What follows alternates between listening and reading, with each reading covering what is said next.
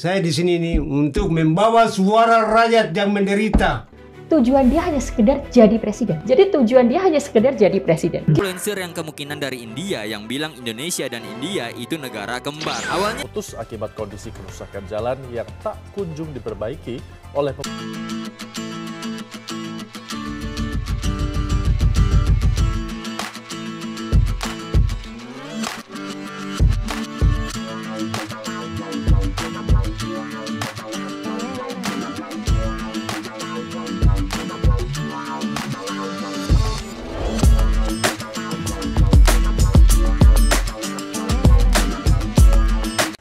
Assalamualaikum warahmatullahi wabarakatuh. Berjumpa kembali dengan Romlia Pratama. Teman-teman sahabatku semuanya, gimana kabar kalian?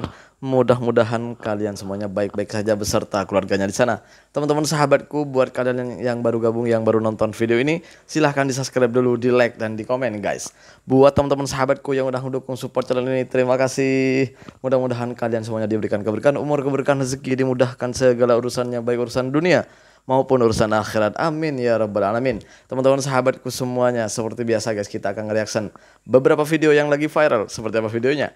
Ini dia guys. Saya di sini nih untuk membawa suara rakyat yang menderita kelaparan, anak sekolah, kesehatan, pendidikan. Ini orang miskin Papuanya, ini. langsung ini yang ngomong. Selama dana keluar ke Papua dengan dana Otsus, ya. dana itu tidak sentuh sampai di kalangan masyarakat. Dana itu nggak tersentuh. Dana tidak tersentuh sampai turun masyarakat. Masyarakat Papua derita. Yang terlalu pengalang-pengalang itu pemerintah. Pemerintah provinsi ya alright, baik, dia terima dari pusat. Okay. Sekarang jatuh ke pemerintah daerah. Titik penampungan semua berkas-berkas itu di situ. Okay. Perencanaannya tidak jelas, tidak menunjang ke program pembangunan di kampung-kampung dan distrik. Inilah masalah. Di pemerintahnya? Pemerintah daerah. Pemerintah daerah. Kabupaten itu. Kepala kampung itu dia terima dana, terus dia foya-foyakan dana itu. Dari mana Pak Manu tahu mereka memfoya-foyakan? Saya lihat kenyataan dan fakta di lapang. Nah, ini adalah orang Papuanya sendiri yang ngomong ini. Orang Papua sendiri, orang Papua yang tahu keadaan Papua di sana gitu. Kurang apa lagi? Kurang apa lagi ini? Ini sudah dibuka semuanya nih di channelnya Deddy Corbuzier.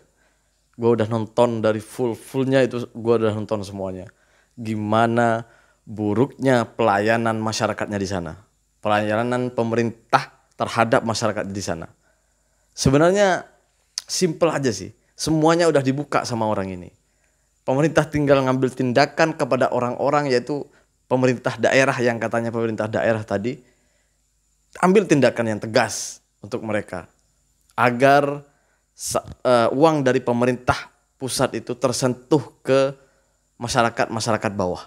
Kasihan masyarakat di sana. Kasihan loh. Bener. Kasihan. Masya Allah. Gua nonton fullnya guys. Kalau kalian penasaran dengan cerita lengkapnya, silahkan ke channelnya Deddy Corbuzier. Di sana lengkap diceritakan oleh beliau tadi. Kita berlanjut ke video selanjutnya. Ini deh guys. Yang menarik ini. Ini deh guys. Pak Prabowo ini kan dia nyalon presiden udah berapa kali? Betul. 20 tahun dia memperjuangkan untuk jadi presiden. Betul. Sayangnya tujuan dia hanya sekedar jadi presiden. Jadi tujuan dia hanya sekedar jadi presiden. Begitu Bahaya udah jadi Prabowo presiden, ya dia itu sebenarnya tidak memimpin dengan baik. Dia tidak punya hasrat untuk betul-betul memajukan Indonesia. Nah, dalam kementeriannya dia sebenarnya nggak peduli kan dengan kementerian-kementerian yang lain. Yang penting makan bergizi gratis. Dan itu lebih ke karena hasrat populisme itu tadi. Kalau Rendra nih, mengutip Rendra nih, banyak orang hanya mampu berkuasa, tapi tidak ada yang mampu memimpin. Nah, ini kesempatan buat kalian nih. Silahkan tulis di kolom komentar. Gimana pemerintahan Pak Prabowo sekarang? Ya, bisa. Ya ada yang bilang makin hancur, ada yang bilang biasanya tuh yang bilang makin enak, makin baik itu orang-orangnya sendiri sih. Tapi kalau di kalangan masyarakat bawah sudah merasakan semuanya ya. Sudah merasakan semuanya. Yang katanya MBG makan bergizi gratis itu sampai sekarang tuh untuk sekolah, anak-anak sekolah di sini ya, khususnya di sini karena anakku kan sekolah juga belum sampai itu semuanya. Jadi artinya programnya belum 100%, walaupun katanya nih ya udah 100%. Belum 100%. Walaupun di tengah itu banyak berita yang keracunan ke ini, nggak dibayar, nggak itu. Ya itulah kenyataannya sekarang. Pekerjaan makin sulit. PHK di mana-mana, orang yang dibuang kerja di mana-mana, pengangguran semakin banyak, pengangguran semakin meningkat, kemiskinan semakin meningkat, itu yang terjadi. Jadi menurut kalian seperti apa kepemimpinan Pak Prabowo? Silakan tulis di kolom komentar. Kita lanjut ke video yang selanjutnya guys. Ini dia guys. Influencer yang kemungkinan dari India yang bilang Indonesia dan India itu negara kembar. Awalnya gue mau ketawa, tapi abis gue lihat-lihat, bro, ini masuk akal juga. Kita bahas sisi edukasinya. Indonesia itu berasal dari kata Indos, artinya India, dan Nesos artinya kepulauan. Jadi artinya kepulauan India. Suka nggak suka itu faktos, bro. Dan ini mungkin cuman teori liar gue aja ya, tapi logis. Sejak zaman kerajaan, pedagang dan pemuka agama dari India sering banget singgah di Nusantara. Gak cuman dagang, tapi juga bawa budaya, agama, dan bahkan mungkin jodoh. Besar kemungkinan leluhur kita tuh nikah campur sama orang India. Makanya nggak aneh kadang lo nemu orang Indonesia lokal yang wajahnya ada sentuhan India, struktur tulang wajah, kulit sawo matang, mata tajam, dan kadang kelakuan kita juga ada mirip-miripnya. Entah itu gaya joget, drama, atau budaya keluarga yang kental. Secara budaya kita dapat banyak banget warisan dari India. Contoh, Candi Borobudur dan Prambanan. Inspirasi arsitekturnya jelas kuat dari India. Cerita Mahabharata dan Ramayana jadi budaya lokal lewat wayang kulit. Gelar raja kayak Sri Maharaja itu murni dari India. Bahkan kata agama, raja, desa, bahagia itu semua serapan dari bahasa Sanskerta. Dan yang menarik soal sistem sosial, India dikenal dengan sistem kasta, Brahmana, Ksatria, Waisya, Sudra, dan Dalit. Secara hukum itu udah gak berlaku, tapi secara sosial masih kuat banget. Di Indonesia kita nggak punya sistem kasta resmi, tapi ayo jujur aja, kita juga punya stratifikasi sosial. Anak pejabat, anak ningrat, anak biasa. Dan di beberapa daerah nikah beda tingkatan sosial itu tabu. Ada golongan tertentu yang ngelarang anaknya menikah sama orang biasa. Sama juga di bidang pendidikan dan ekonomi. Di India banyak kasta atas yang masih mendominasi kampus top dan politik. Di Indonesia anak tokoh, anak pejabat, anak konglomerat ya jelas punya akses lebih. Bedanya India itu eksplisit soal kasta, sedangkan di Indonesia lebih halus. Tapi ini relate gak sih? Walaupun kita bukan India, tapi kita tumbuh dari akar budaya yang mirip banget. Dan itu bukan hal buruk selama kita paham konteks dan sejarahnya. Gue gak ikut-ikut ya. Gue gak ikut-ikut. Bukan gue yang ngomong mirip India ya. Ya kalau dipikir-pikir sih iya sih. Ada kemiripan. Allahu Akbar. Kita berlanjut ke video selanjutnya guys. Ini deh guys.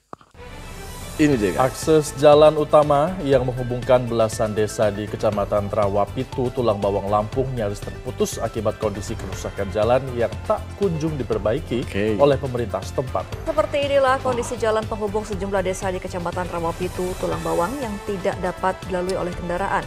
Jalan yang tidak ditutup aspal atau coran beton membuat tanah menjadi lumpur bila terjadi hujan. Situasi ini membuat warga kesulitan untuk membawa hasil pertanian mereka keluar desa. Apalagi saat ini merupakan musim panen padi. Menurut warga, kerusakan jalan telah berlangsung lama dan hingga saat ini belum ada tindakan serius dari pihak terkait untuk melakukan perbaikan.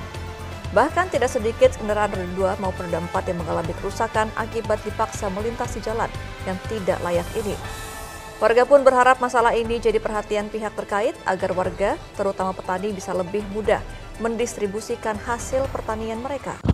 Gue tuh nggak bisa ngebayangin ya, kalau di masyarakat di situ tuh ada yang sakit keras gitu. Tiba-tiba ada yang sakit keras gitu. Gue nggak bisa ngebayangin yang mau dibawa ke hospital tuh gimana. Gue nggak bisa ngebayangin itu. Misal nih, ada yang hamil, ada yang mau bersalin gitu. Terus mau dibawa ke hospital atau klinik atau apapun lah gitu. Kan gimana coba? Gue lihat kondisi jalannya udah gitu. Kok iya ada pemerintah yang membiarkan rakyatnya, masyarakatnya dibiarkan punya jalan seperti itu gitu. Kenapa gak berpikir ke situ? Kenapa gak berpikir kasihan rakyatnya? Gimana kalau ada yang sakit? Gimana kalau ada yang mau bersalin? Ini ya Allah ya Rabbi. Ini jalan adalah akses pertama, jalur utama masyarakat untuk menuju ke kota, untuk menuju istilahnya mau ke kota lah gitu. Coba bayangin.